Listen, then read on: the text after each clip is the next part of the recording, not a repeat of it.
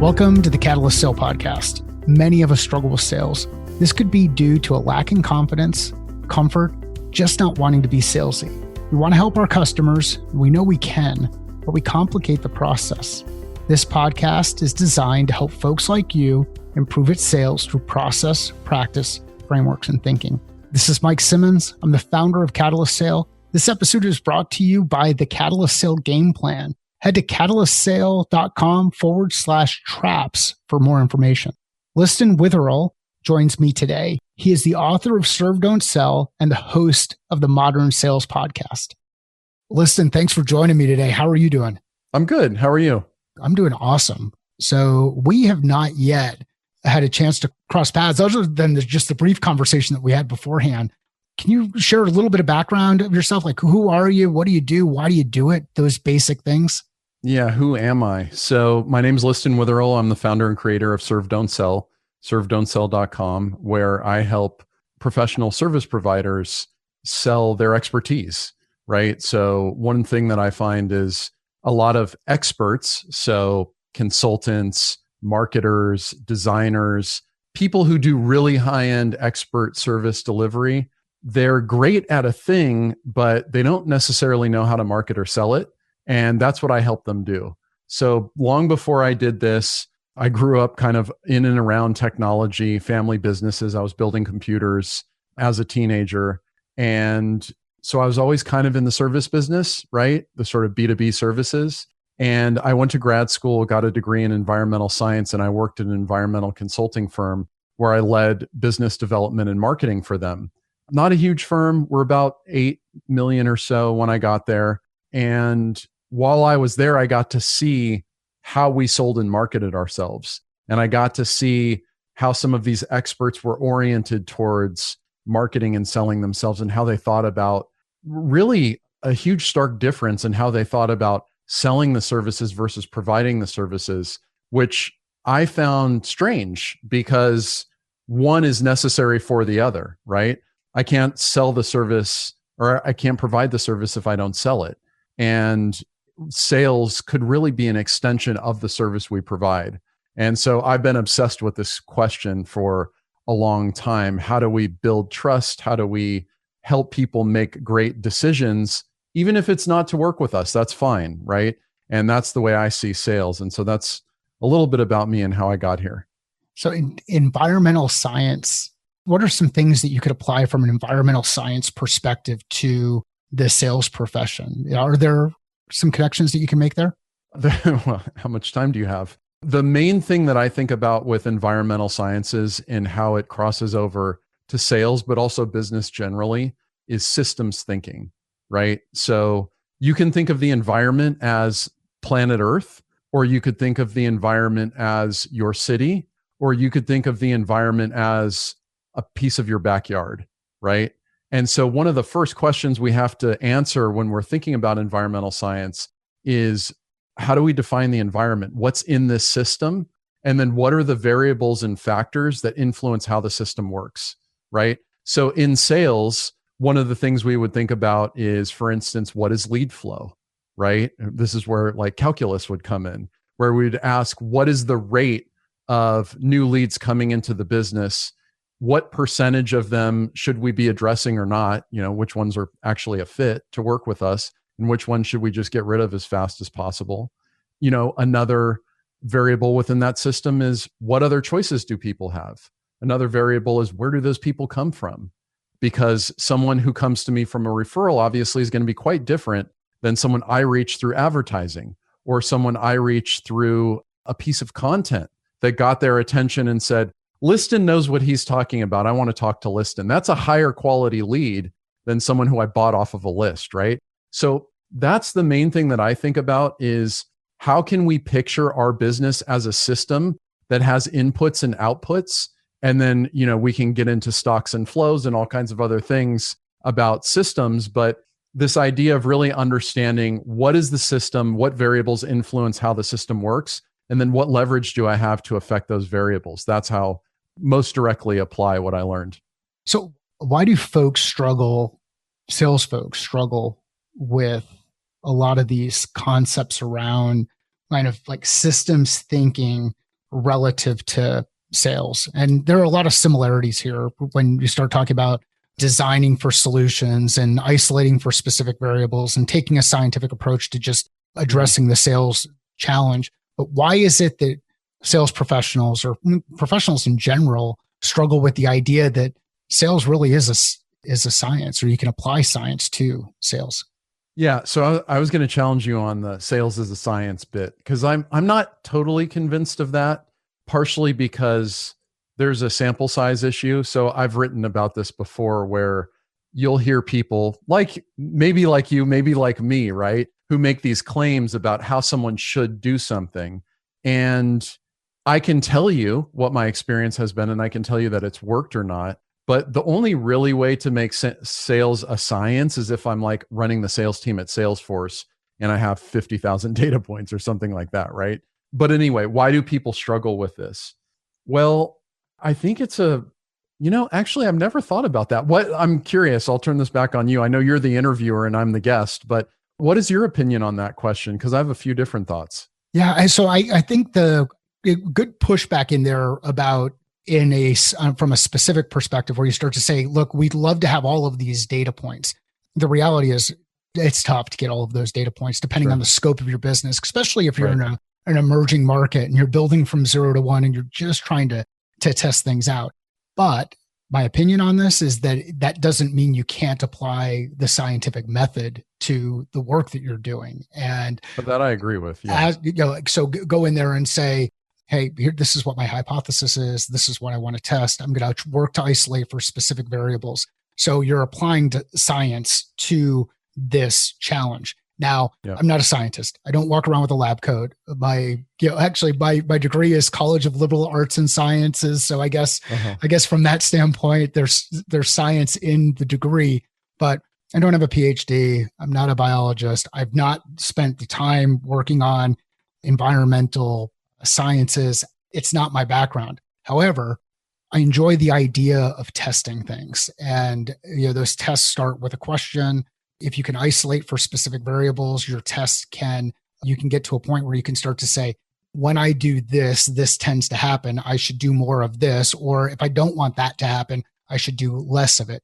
So that's the view that I have around it. I would get absolutely lambasted by some professional scientists when they come in here and they say, well, you don't have the actual data and you're deviating from the mean from whatever. And you've got an N of 1 who's working on this thing and all of the other jargon. And for me, the reason why I think we struggle with it is I think we overcomplicate it. We think that when someone says systems thinking, it's got to be this really complex design that fits all of these perfect things and we can map it out, and it has to be very, I want to be careful about language because I do think it needs to be deliberate, but some people think it has to be much more deliberate than really, what I want to do is I want to get out there. I want to have some conversations. I want to gather some data. I want to take that data, make some decisions based on that data. I want to test based on the data that I have in front of me. I want to see that these things work. And if they work, I want to do more of those. And if they don't work, I want to do less of those or figure out why they're not working, and realize that I can just test a lot of stuff and kind of figure it out. But there's never one. I guess the difference is, and I'm going on a rant here just as I'm thinking out loud, but the challenge, and that's why, awesome question. The challenge is someone would say, what is it? In science, you cannot prove things. You can only disprove things. Is that fair? I think that's fair to say generally. Yeah. So I can never prove that certain things will work. I can demonstrate instances where things aren't working with a specific set of variables. It's really hard for me to find someone who sells the way I do. You'd have to be a Jets fan, grow up in New York, live in Southern California while you're going to high school, go to Arizona State University, have 2 kids and a dog, and be married for however many years. Like that, I'm just my own unique self. However, there are some people who have similar experiences and may be able to apply the same concepts, but the reality is you've got to figure out the right way for you to sell in order to be effective in this space. So yeah, a couple of places where my mind went is, I think, so I don't know about the proposition that salespeople struggle with applying the scientific method. I don't know what the answer is to that, but let's just take it to be true, right? I think that historically, people who have excelled in sales tend to be gregarious, outgoing, charismatic, sort of natural people, I guess, for lack of a better term. And I think there's much more of a focus on the person sitting across from me than the reflection and like, how do I quantify what happened or how do I document it? Like, they're going to be a little less inclined to do that. I think there may be a different type of person who thinks about people as being so unique, or their service or whatever they're selling as being so unique. We couldn't possibly apply a method to this. And so the way I think about it is like, well, you're thinking about it wrong. I may not be able to give you the exact recipe for how to sell, right? Your specific thing, like step by step, preheat the oven to 375, wait 10 minutes, put the cookies on the cookie sheet. Like, I may not be able to give it to you in that exact detail, but I can tell you how to bake a batch of cookies, right? And you may have to fill in some of the details about how specifically your cookies will come out, just to totally abuse this analogy. And so, I think that that's definitely a prevailing myth that a lot of people have, is like, oh no, I do UX design work and the way we do it is so unique. And I always say, well, how do you do it? And they're like, well, it starts with a discovery call, and then we learn things about our client, and then we suggest a solution. And then once we get approval, we go build it. And then we make sure that it works. And I'm like, yeah, so like everybody else, right? Exactly the same as everybody else. There's nothing unique about that, right? It's not to say there's nothing unique about you, or there's nothing unique about the outputs you would deliver, right? But you're a person selling a service to people that other people buy, and also other alternatives exist in the marketplace. I guarantee you there's a more methodical way we can go about this. So I think there is like this persistent myth of like, who I am or what I do is just so different, and there's no possible way that we could formalize it. It's awesome when you put it in that context, because you think about the cookies. So you can have a recipe that you used, or maybe it's a process. Let's say you've got a process for how you bake, and I don't bake. I can cook. Baking is not good for me because I just can't follow directions in the specific way that things have got to be done. But so let's just carry this thing on a bit. You can say, let's say that we're going to, again, talking about baking cookies, I could change an ingredient in there. I can change chocolate chips for raisins. And I don't know why somebody would do that, but let's just say that I decide to put raisins in there. Or I can say chocolate. Yeah, I put M&M, whatever it is. But there's something different that I could put in there. So you can put your unique spin on that cookie, but ultimately what you're delivering to the market is still a cookie. And, some of these cookies are soft, and some of them are big, and some of them have frosting. And there's a number of different ways that those cookies can be delivered. But when somebody looks at it, they know it's a cookie. And you can apply the same concept to sports. I know whether I'm watching high school football, American football, or I'm watching college American football, or I'm watching Pee Wee football, or I'm watching the pros play, I still can recognize the game. I can see the makeup of the 11 players that are on the field. I can see that they're working in an operating environment that's 100 yards. I can see that they have an objective of moving a ball down the field. So it's still the thing. Right. But your approach it can be very personal. Is that fair? Yeah, that's totally fair. And, now that you've brought up football, I always think about Bill Walsh's awesome book, The Score Will Take Care of Itself. And I love this story that he tells about the practices, right? Because he was like, and this is another thing that I think a lot of people get wrong about getting better at selling, is he talks about the value of practice, right? And hence the name of the book. He's like, once you get to the game, it's too late. There's no value for the coach, right? He's like, I can't affect the outcome of the game at the game. The time to affect the outcome of the game is before the game, in how we practice, in what scenarios we prepare for, and how sharp we are, and how we run our routes. And there's this great story in there about how Jerry Rice would run his routes, and Bill Walsh would tell him, do it again if he missed his mark by more than an inch, right? So he was running this one particular route that they thought was really crucial, and he was missing it by, I think, like 4 inches. And they just had to keep rerunning it, right? And I think back to your other question about why aren't people a little bit more scientific about sales? Science is all about finding cause and effect. And in order to do that, we have to have a methodical approach. There has to be some repetition involved. And let's be honest, Mike, I love talking to you, right? Maybe I'm a guy who likes novelty. And so I'm not as much about that repetition or that practice. I don't want to rerun it to get within 4 inches. And that can be another reason I think that holds people back. So yeah, I totally agree with you. There's 11 guys on each side, or 11 women if you're playing women's football, and it all runs the same. I'm a big MMA fan. So when I watch UFC, right, there's 2 fighters. Well, some fighters favor one style versus another, but they're going to have to figure out how to win, right? Lest they get knocked out or choked. And so, basically they're all going in with the same tool set. And it's really a matter of how do they apply that and how do they think about exacting their control over cause and effect.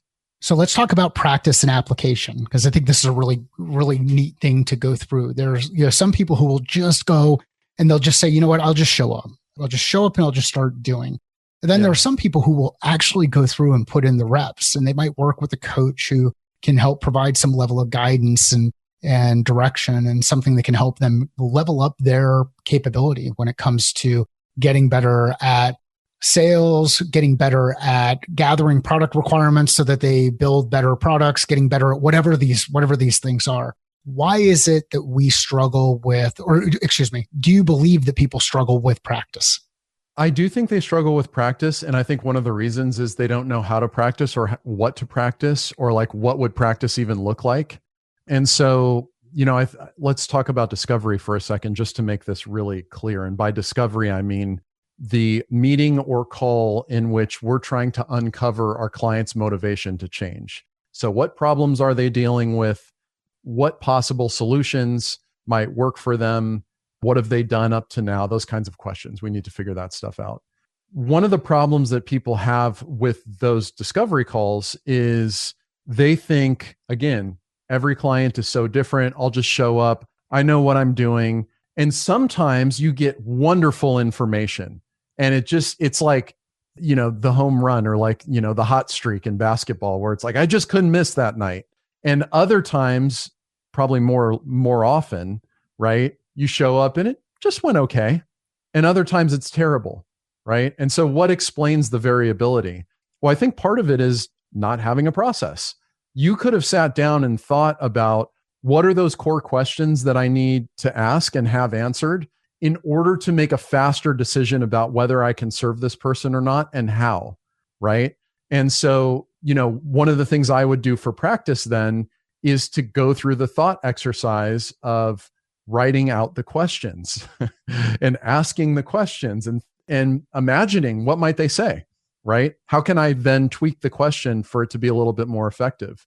So always reminds me, one of the stories, or one of the analogies I like to use, since we're on sports and I love sports, is basketball free throws, right? There are very few things in sports where you're the only player who matters in that moment and all of the attention is on you, right?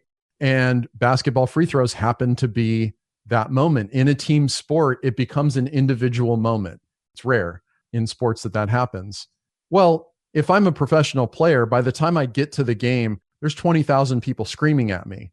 I don't want to be thinking about my hand or my elbow position. I don't want to be thinking about where my eyes are fixed. I don't want to be thinking about the seams of the ball. All of that should become second nature so that I can be in the moment and just concentrate on trying to move my body the way I always move it in practice. And I know I'm a 95% free throw shooter in practice. Right. Same thing in a sales call, right? Same exact thing. If I already have the muscle memory for which questions to ask, about how the call should flow, I can then be freed up to be in that moment to ask better follow-up questions, to maybe take a side path where someone mentions something that's unexpected. Because I'm not thinking about my next question, I'm tuned into the person and I'm present. I mean, I think that's really the value of practice. So important. And both practice and planning as you go through that.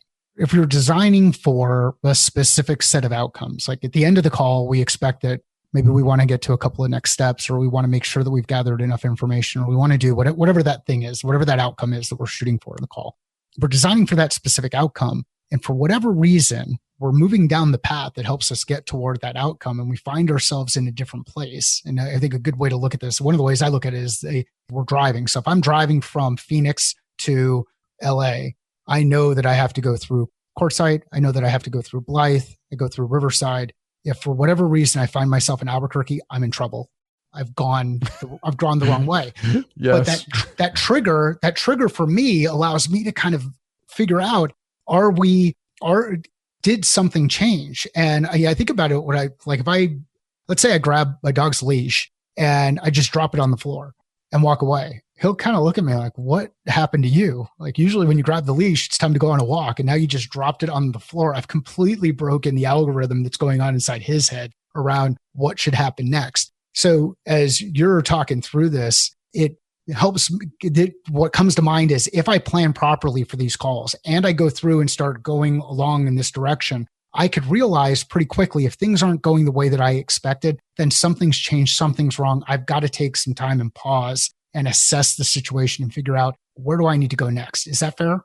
Totally fair. I'll give you another analogy, right? So I was just working with a client. I had a large software company, huge public company, and I was working with people on their services team. So they sell licenses and software, but as with a lot of enterprise software, they also provide services to better implement the software and sort of consulting to teach their clients how to be more successful. And one of the things they do on the services team is meet on a monthly or quarterly cadence to have a business review, right? Here's what we did. Here's what's coming up. What do you want to prioritize? We'll get back to it. That's basically the goal of the meeting, is to hit on all those. And one of the things that really stood out to me is I asked them, because this is something that really has an impact on how likely they are to get a renewal, how well these meetings go, right? I asked them, give me your decks for these meetings and I'll take a look at them and give you some feedback about what I see.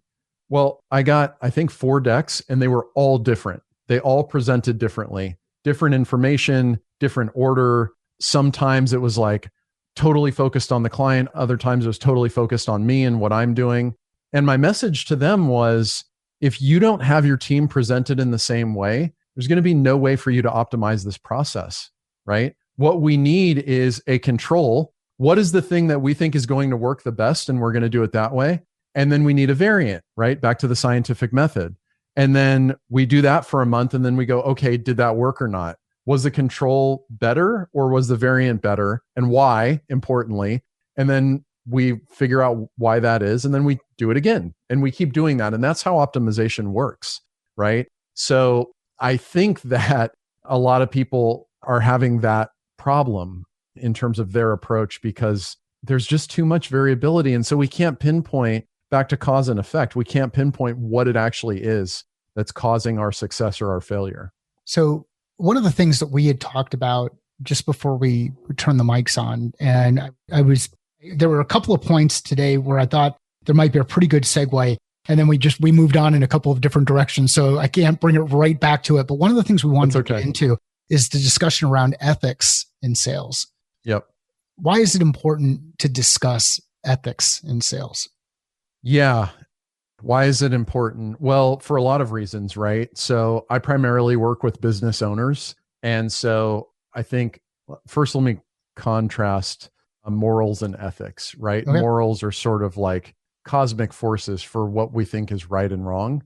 And ethics are accepted values or norms and ways of doing things. Maybe there are rules, maybe there aren't, that are formal. And so, I think what's really important in order to sustain being effective at sales and to build the brand you want and to live in a way that is compatible with your values, it's important to sell ethically. If that matters to you, right? I always think about it in terms of, I want the world to be a certain way. And so I'm not going to act out of step with that. And then it gets into some really tricky questions around, for instance, I know urgency is very influential. If people have urgency to buy or to do anything, they're more likely to do it, right? Well, what is my ethical responsibility as a seller to only pull that urgency string when it's true or real? And so that, we can get into some really hard questions about what is ethical sort of on the margin, but those are the things that I think are worth talking about. I think ethics are important, bottom line, because it's the right thing to do for our client to behave ethically, and it's the right thing to do for us. And as a service provider myself, I think of myself as a fiduciary. I have a responsibility to guide people in a direction that's responsible for them and responsible for their behavior moving forward. And sometimes you asked me in the pre-call recording, what does serve, don't sell mean? Sometimes that means I need to give people advice that's counter to my own personal incentive. And that's what it means to serve and not sell, is to not always act in accordance with my own self-interest, but sometimes do what's in the best interest of the person I'm talking to. And that may be to say, hire Mike, don't hire me, right? I'm not the person for this job. That may be to say, no, I don't do that. And if that bothers you, we shouldn't work together, right? So I think an inevitable conclusion of ethics is we need to understand what our boundaries are, and then we need to honor them once we reach them. And I know we've talked a little bit about like, why do we struggle with certain things? And I'm going to bring it back to why do we struggle with this? So what are the things, what are the things that get in the way that challenge our ethics when it comes to sales? And I mean, I know, like, even let's just say that you were to throw that question back at me, I could drop in end of quarter activities where we try to drive some kind of urgency in one way, shape, or form. And I'm a firm believer that you can't create urgency on behalf of your clients. And that might be another conversation to get into at some point. But as far as what is it that pushes these boundaries, our boundaries relative to the discussion around ethics and sales? Yeah. So pipeline that's too small. It all comes down to that, right? So if we had no hesitation about walking away from any particular deal or giving bad news to any prospect, if we didn't have to worry about that, right? I'm a big fan of Chris Voss and his Never Split the Difference book. And of course, his main negotiation advice, like everyone else's, is like, be able to walk away, right? If you can walk away, you have way more leverage. And ultimately, I think that is the issue. If we don't have a pipeline that's big enough to walk away from any particular deal, no matter how big or how enticing for us, then we're going to bump up against these ethical questions around like, yeah, but I need the money. Or, yeah, I'm willing to overlook these red flags because I really had a goal this quarter that I'm not going to hit if I don't close this client, right? So, really it is a question of potentially around loss aversion. Like, am I just scared to lose this one because I don't believe that there will be more? There's a question around growth mindset. Like, do we live in a world of abundance or do we live in a world of scarcity? There's also a question of belief. Can I repeat the magic next time?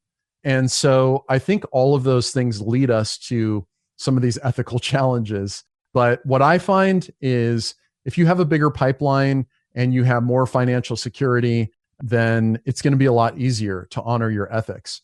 Now, the one thing I haven't addressed here is for all those people listening right now, maybe you, dear listener, who are employees, right? So they've been given an incentive structure that incentivizes what I would consider bad behavior, where they're being overly pushy, they're being maybe a little loose with the facts, right? Maybe they're willing to fudge a little bit or make promises they know their delivery team can't deliver on. Those are things that I think anytime I work with a business owner, I always ask them, what are you willing to live with? Because we know, I'm sure you've seen the research, Mike, but if you look at the research on sales teams, they do perform better when they have a quota, right? But we also know we're very likely to get more complaints, right? Because people who aren't going to hit the quota, think of a car dealership.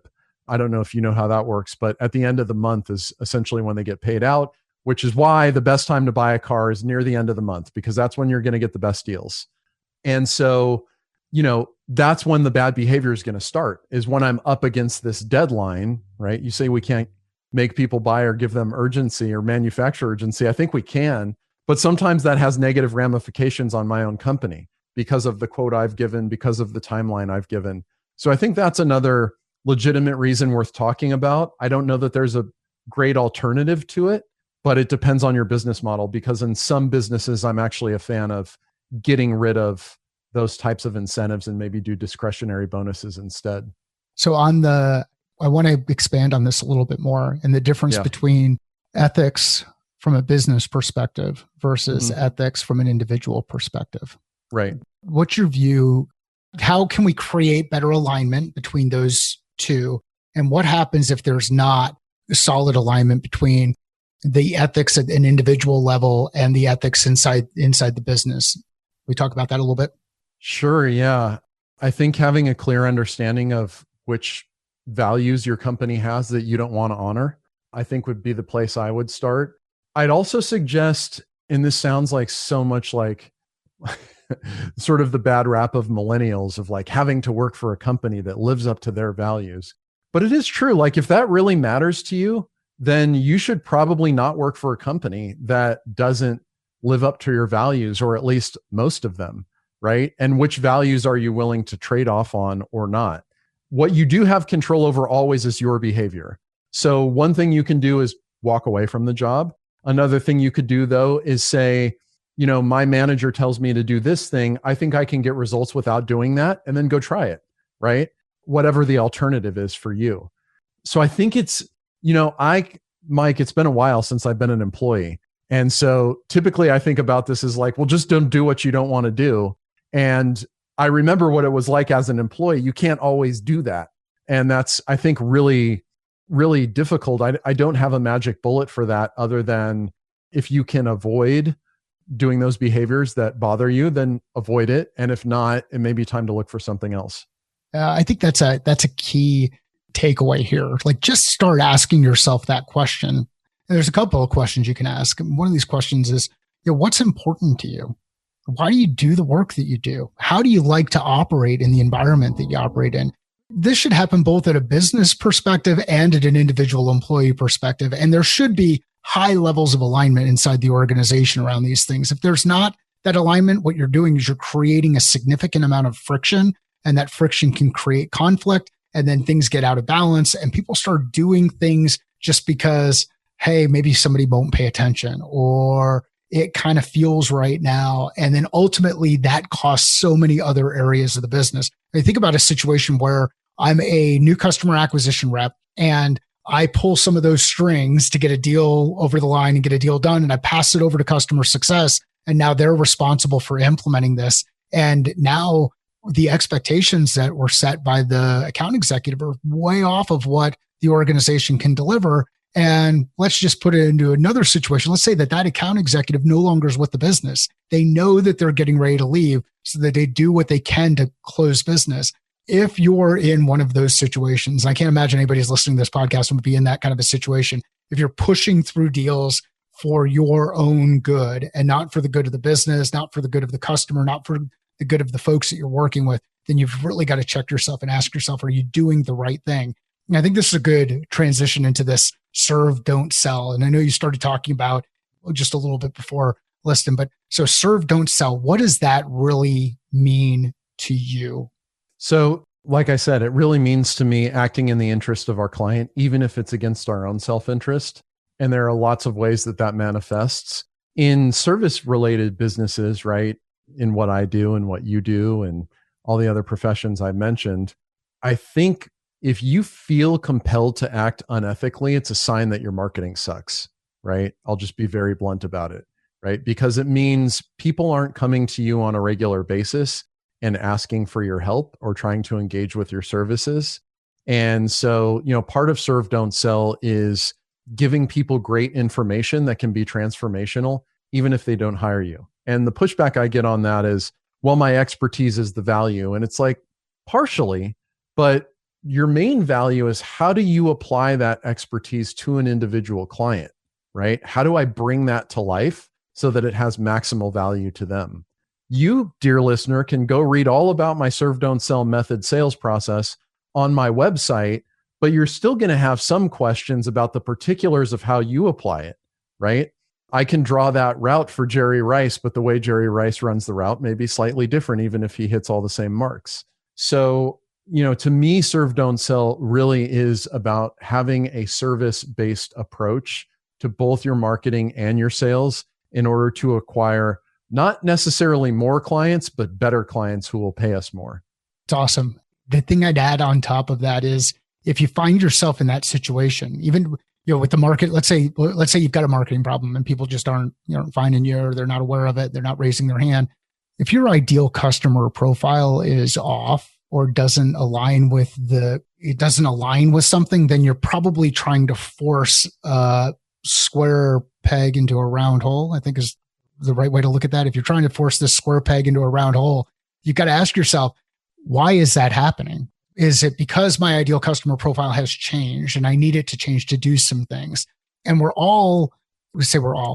many of us fall victim of this, especially if we're overly optimistic about the things that we deliver into the marketplace, overly optimistic about conversations that we're having with customers, overly optimistic about our capabilities. We squint and say, you know what, I think I can figure out a way to solve that, or I think that's the thing that I can do.